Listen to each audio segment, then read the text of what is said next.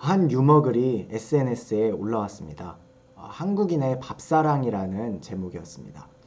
그 내용은 다음과 같습니다. 한국인은 참으로 밥을 사랑하고 밥에 집착한다. 삶의 모든 것을 밥과 연결시켜서 이야기한다. 혼날 때는 너 밥도 없을 줄 알아. 작업 걸 때는 저랑 밥 한 끼 하실래요? 고마울 때는 야 진짜 고맙다. 내가 나중에 밥 한 끼 살게. 안부 물어볼 때는 밥은 먹고 지내냐. 정말 꼴보기 싫은 사람을 표현할 때는 밥맛 떨어져. 이렇게 말을 한다는 것입니다. 이토록 한국인이 밥에 집착하는 이유는 무엇일까요? 이것은 일종의 생존 욕구와 관련이 있다고 생각합니다. 고대로부터 인류는 생존을 위해서 음식을 먹어야 했고 음식을 먹는 행위는 생존과 직결된 문제였습니다. 화폐의 등장 이후에도 음식은 화폐를 대신하는 재화로서의 기능을 수행하는 등 인간에게 있어서 아주 중요한 가치를 수행했습니다.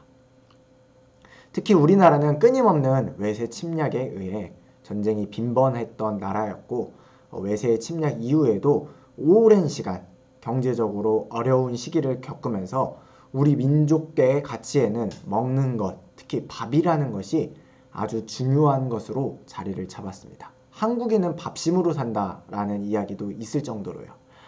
제가 20살이 되던 해에 책 공장에서 아르바이트를 했던 경험이 있습니다.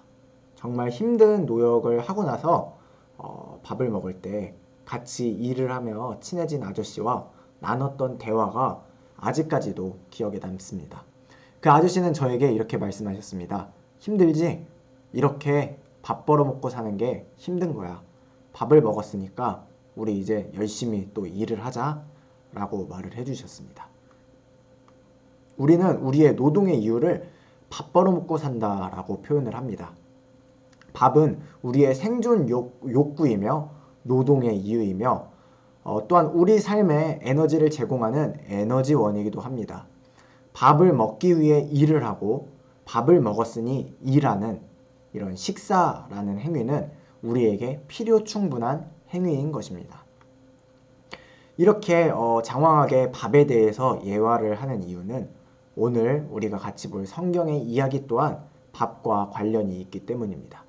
오늘 성경의 이야기는 바울이라는 이름이 우리에게 더 익숙한 사울의 식사 장면을 기록하고 있습니다. 그런데 이 식사는 사울에게는 아주 특별한 식사였습니다. 왜 특별했을까요?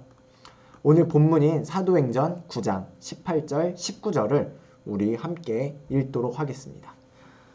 즉시 사울의 눈에서 비늘 같은 것이 벗어져 다시 보게 된지라 일어나 세례를 받고 음식을 먹으며 다시 강건하여 지니라. 아멘. 이 식사가 아주 특별한 이유는 바로 식사 전에 나오는 사건이 우리에게는 아주 너무나도 유명한 사건이기 때문입니다. 9장은 다메섹 도상에서의 사울의 이야기로 시작합니다. 다 아시는 것처럼 사울은 가말리엘의 수제자로서 유대교와 유대 사회에서는 정치적으로 아주 유망주이면서 아주 높은 자리에 이미 있었던 인물이었습니다. 과연 이 인물이 어디에까지 오를 수 있을까 기대할 정도로 굉장히 굉장한 그 지위를 가졌던 인물이었습니다. 그리고 그는 자신이 믿었던 유대교를 위해서 헌신을 했던 사람입니다. 누구보다 앞장서서 예수 그리스도와 그를 믿는 제자들을 핍박하는데 힘썼던 사람입니다. 1절에 대한 9장 1절에 대한 주석서를 참고해보니 사울은 자신이 했던 이 박해 활동에 대해서 박해 행위에 대해서 자긍심과 우월심을 느끼고 있었다라고 합니다.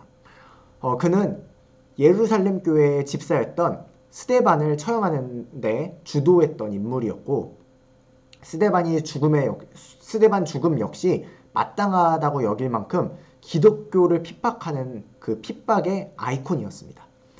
그리고 이 다메섹 도상의 사건은 그의 핍박 행위가 아주 절정에 이르렀던 사건이었습니다. 다메섹은 예루살렘으로부터 230km 떨어진 곳에 위치한 도시였습니다.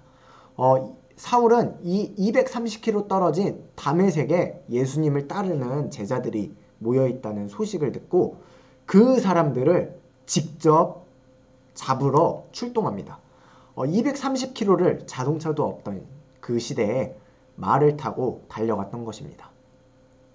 사울이 얼마나 이 핍박 활동에 적극적이면서 열성이 넘쳤는지 진심이었는지 우리는 알 수가 있는 대목입니다.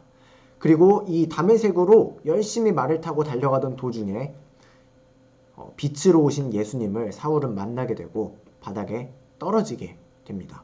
사울은 그만 눈이 멀어버렸고 그 눈이 먼 기한은 3일이라고 성경은 기록하고 있습니다. 이 3일 동안 사울은 단순히 눈만 먼 것이 아니라 식음을 전폐했다고 아무것도 먹지 못했다고 성경은 말합니다. 그 3일이 지나고 나서 아나니아를 통해 눈을 다시 뜨고 밥을 먹었다는 이야기가 오늘의 본문의 이야기입니다. 성경은 왜 사울이 3일 동안 밥을 못 먹었고 눈을 뜨고 나서는 밥을 먹은 행동을 기록하고 있을까요? 이는 사울의 삶의 목적과 관련이 있습니다. 설명을 드린 것처럼 삶의 목적과 이유는 먹는 것에 있습니다. 성경에 기록되지는 않았지만 사울은 240km 떨어진 다메섹으로 말을 타고 향할 때 그 전에도 분명히 식사를 하고 출발을 했을 겁니다. 그런데 이 자신의 식사 행위가 밥을 먹는 목적이 불과 3일 만에 이제는 바뀌게 된 것입니다. 성경은 그 바뀐 식사의 의미에 초점을 맞추고 있습니다. 다메섹 도상에서 예수님을 만나고 예수님의 죽음과 같은 그 3일의 그 시간을 지나고 나서 먹는 식사의 의미는 과연 무엇이었을까요? 바로 삶의 목적성의 변화입니다. 사울은 자신이 믿는 것이 진리라고 생각했고 그래서 참 진리이신 예수님을 핍박하는 것에 조금도 두려움이 없었습니다. 오히려 자긍심을 느끼면서 살아갔던 사람입니다. 자신의 삶에 자신감이 있었고 자신이 주목받는 미래 유대 지도자라는 것을 자신이 인지하고 있었습니다.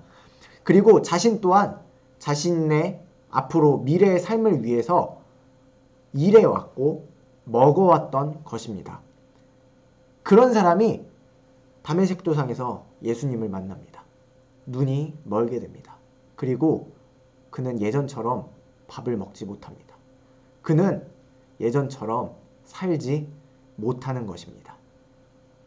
그의 삶의 목적성은 더 이상 예전과 같지 못하게 된 것입니다. 3일, 예수 그리스도의 죽음과 동일한 시간인 이 3일 동안 그는 아무것도 먹지 못했습니다. 그 3일을 지나고 나서 식사를 합니다. 성경은 그 식사를 기록하고 있습니다. 사울이 강건해졌다고 기록하고 있습니다. 그 식사를 마치고 나서 그 이후부터 사울은 바로 제자들을 만나러 다니고 세상에 예수 그리스도가 하나님의 아들이심을 증거하기 시작합니다. 그 내용은 오늘 본문 다음에 나오는 20절을 통해서 우리가 알아볼 수 있습니다. 촉망받던 차기 유대 지도자였던 사울은 예수님을 하나님의 아들로 인정한 그날부터 유대교 블랙리스트에 올라 죽음의 위협을 받으며 죽을 때까지 복음을 전하게 됩니다. 그는 신약성경 27권 중 14편의 저자로 알려져 있습니다.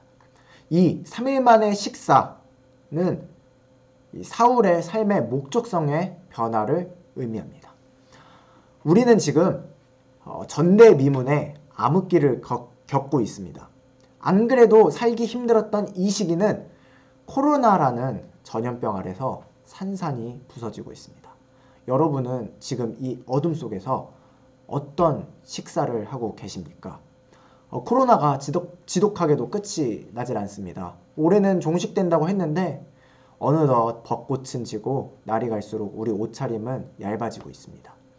바울에게는 3일의 시간이면 됐는데 우리에게는 어쩌면 더 긴 결단의 시간이 필요한지도 모르겠습니다.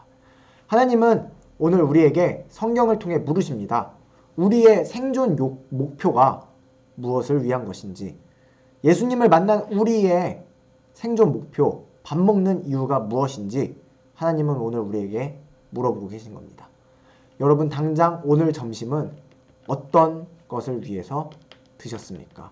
어떤 목적을 위해서 드셨습니까? 여러분의 삶의 목적이 밥 먹는 이유가 주님 때문이기를 소망합니다. 여러분의 삶의 목적성이 주님을 향해 있기를 소망합니다. 기도하시겠습니다. 하나님 아버지 감사합니다. 우리에게 일용할 양식을 주시고 우리가 살아갈 수 있게 하심을 감사합니다. 하나님, 우리는 항상 주님을 우리의 주인이라고 고백합니다. 하지만 이 시간 그 속에서 정말 하나님이 나의 주인이셨나 회개합니다. 우리는 때론 내 삶의 주인이 하나님이 아니고 나인 순간이 많습니다. 하지만 주님은 오늘 분명히 우리를 먹이시고 이때까지 인도하셨습니다. 오늘 사울의 모습처럼 우리도 이 긴 어둠의 시간 동안 결단하기를 소망합니다. 우리의 삶의 목적성이 더 이상 내가 아닌, 나의 욕구가 아닌 예수 그리스도이기를 소망합니다. 우리가 다시금 결단하고 변화되게 우리를 인도하여 주시옵소서. 예수 그리스도의 이름으로 기도합니다. 아멘.